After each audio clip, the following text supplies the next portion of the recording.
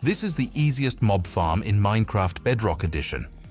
And the best part about it is that it has a built-in non-stackable item filter and disposal system, which means that your chest won't be filled by tools and armor in matter of minutes, leaving you with only the useful stackable items you want.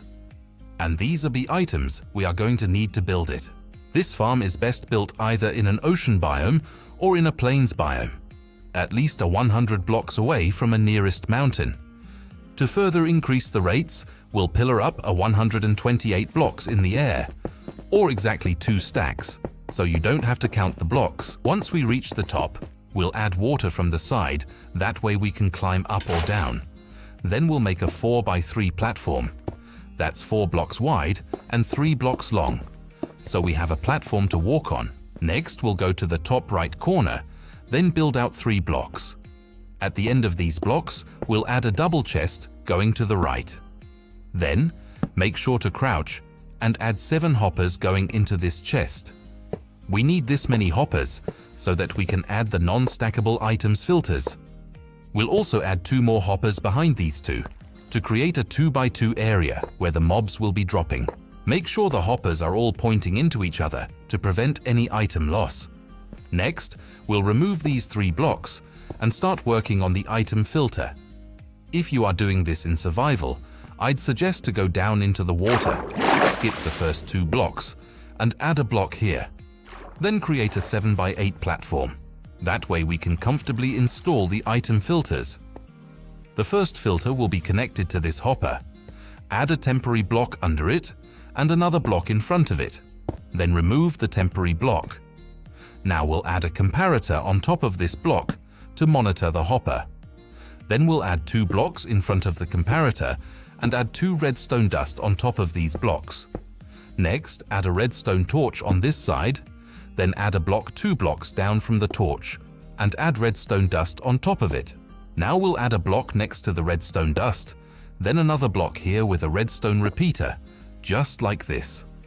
Since one filter can sometimes be overrun by multiple non-stackable items, we'll make another one to ensure none of them get through. Skip 1 block, then copy the block layout from the first one. And once that is done, we'll simply copy the redstone as well.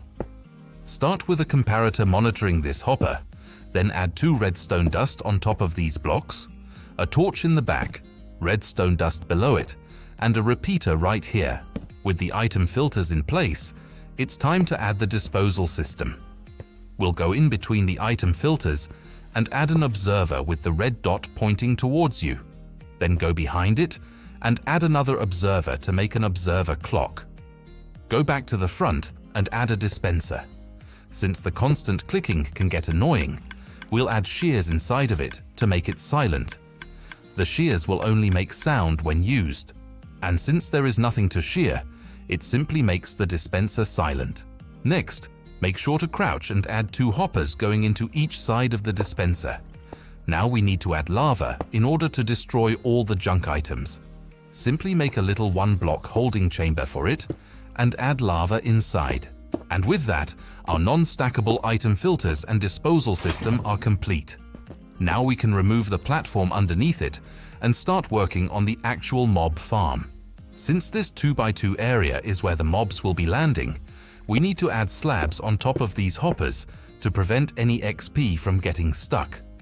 Next, we'll surround the slabs with blocks all the way around, then add 1 additional layer of blocks on top. With that done, we'll add 2 blocks in front of the slabs, then add a temporary block here with 2 slabs next to it.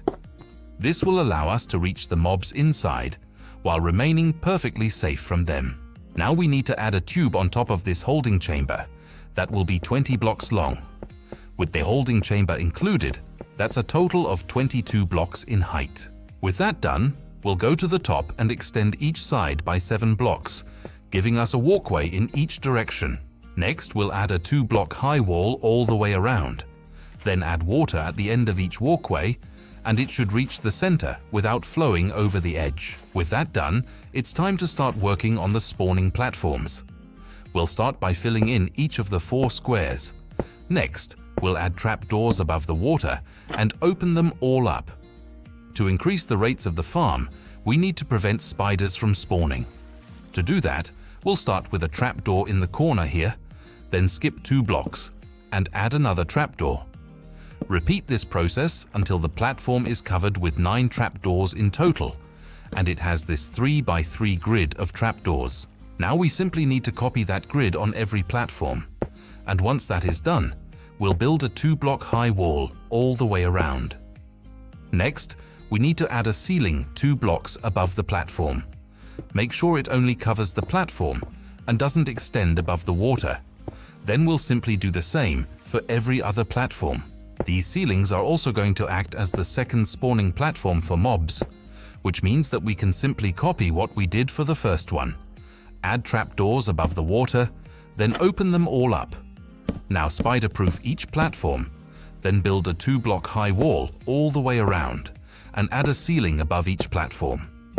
Repeat this process until you have a total of 7 spawning platforms.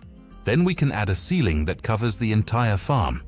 Don't make more than 7 platforms, as mobs will be outside of the spawn range, making them useless. And with that, our mob farm is complete. It should look something like this from the outside. And the moment we get down to the holding chamber, you should already see mobs begin to drop down. For the best results, you want to use a looting 3 sword to maximize the drops. And that's all there is for this mob farm. I hope you enjoyed, and as always, thanks for watching.